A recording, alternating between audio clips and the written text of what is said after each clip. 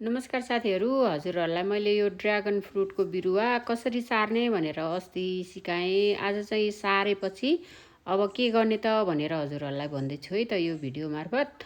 यो सारिसकेपछि यति धेरै हाँगाहरू पलाउन सक्छ होइन हाम्रो ड्र्यागन फ्रुटको बिरुवामा। यो धेरै हाँगाहरूलाई चाहिँ हामीले के गर्ने भनेर मैले सिकाउँदैछु हजुरहरूलाई।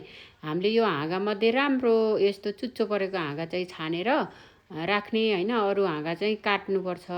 धेरै हाँगा राख्नु हुँदैन। हामीले जबसम्म यो पोलको माथिसम्म जाँदैन यसरी एउटा अथवा दुईवटा हाँगालाई यसरी राखेर माथि लैजाने। अनि माथि लगेपछि चाहिँ जहाँ ट्रायर राख्ने ठाउँ आउँछ त्यो ठाउँ आएपछि चाहिँ हामीले ड्र्यागन फ्रुटको टुप्पा काट्नुपर्छ है साथीहरू। अनि यसरी हजुरहरूले माथि नलैकन रेलिङमा राख्न पनि सक्नुहुन्छ मैले जसरी।